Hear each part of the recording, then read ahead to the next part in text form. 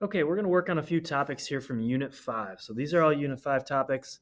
And the one we're going to start with here, this topic number 1, it says find all excluded values for the expression. So that's what we're going to be doing on topics 1 through 3, finding excluded values. Those excluded values are numbers that would be not possible if we plugged in for either of these v's in this problem right here, either one of those.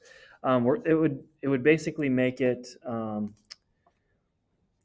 undefined. Yeah, it says it right there, I guess. It makes the expression undefined or not possible. The calculator wouldn't calculate it. So how would we be able to find those numbers?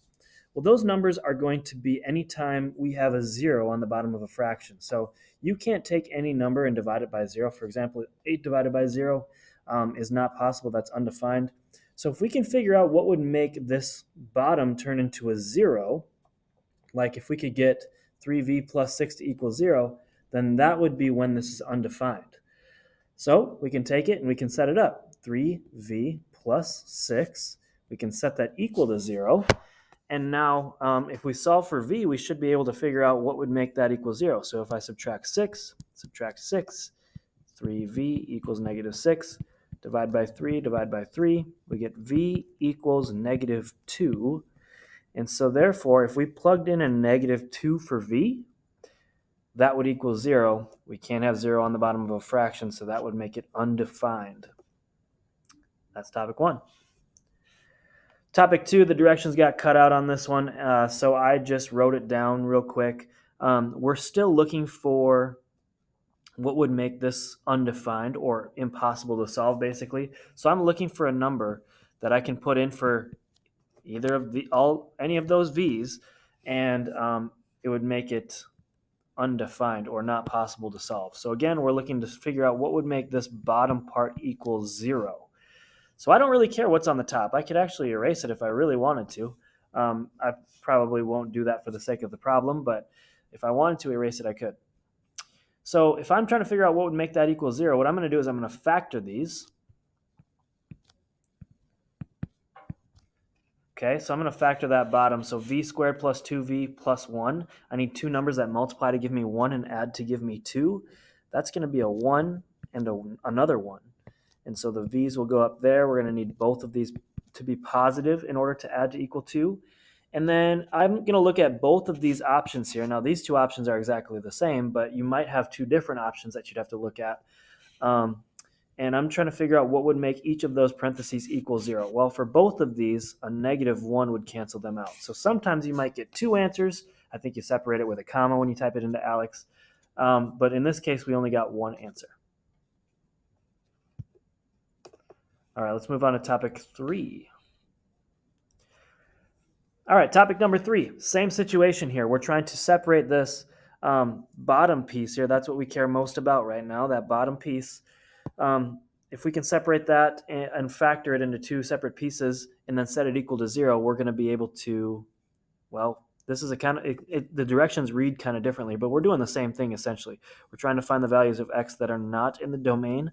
We're trying to find basically the x values that will not work for this problem. So x squared minus 81, if we set that equal to 0, we're trying to figure out how to make those equal 0. Well, this one is kind of special because it's a difference of squares. So when I break it apart like that, and I know 81 is a perfect square, separates into 9 and 9, and with a difference of squares, I need a positive and a negative. Therefore, my two separate answers for this will be, well, for this first one, a negative 9 would make it equal 0. I don't know why I put a 1. I meant a 9. That would make it equal 0. And for this one, a positive 9 would make it equal 0. So those are my two answers that I'll type into Alex. Topic number 4. Okay, so for this one, we're just simplifying. That's all it says. We're trying to make this as simple as possible. So when I look at this, what I notice right off the bat is that we have 3 groups being multiplied on top and 2 being multiplied on the bottom. What I mean is we have this, and we have that. And on bottom, we have this and this. Now, when all those things are being multiplied, all we need to do is cancel the ones that look alike. So, for example, on this one, u plus 8 and u plus 8 look alike. So those can be canceled. And then also 6 over 24 can be canceled down to 1/4. Then what are we left with? We've got this 3u plus 4. That can go on top. Not going to do anything with it. And then if I wanted to make this look prettier, I know that I don't really need the 1 on top, so I could just open up that parenthesis and call it 3u plus 4 over 4. Now, I have some students that might think you should cancel out the 4's, but really this 3u is being divided by 4 as well. So we can't cancel out those two 4's, the one on top and the one on bottom, because then we're getting rid of the 4 on bottom for the 3u. So that's your final answer for number 4. Going through topic number 5. Okay, so for topic number 5, I'm going to first try to pull something out if possible, because I'm noticing on the top and the bottom I can pull something out. So I'm going to pull out a 7 out of the top. That'll leave me with, I actually can pull out more than just a 7.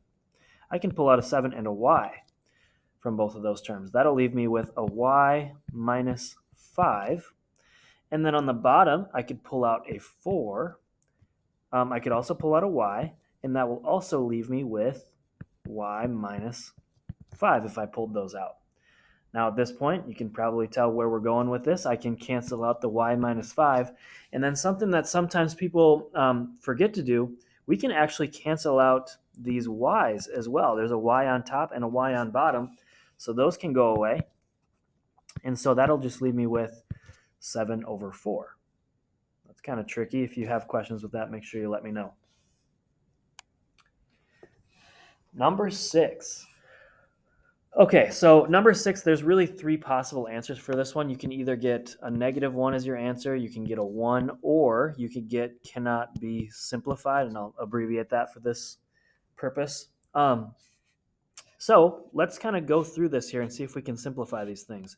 I noticed right off the bat with this problem, I could rewrite that. Since it's an addition sign on the bottom, I could rewrite that as 2x plus 7 over 2x plus 7.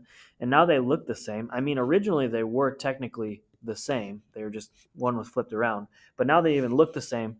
And so these will both cancel, and we'll just be left with 1 for that first one. For this bottom one, it's a little tricky.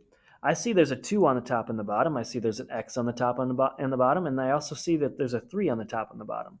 But the problem is we can't cancel a 2x with a 3x. That doesn't work. So this one is going to be not possible or cannot be simplified.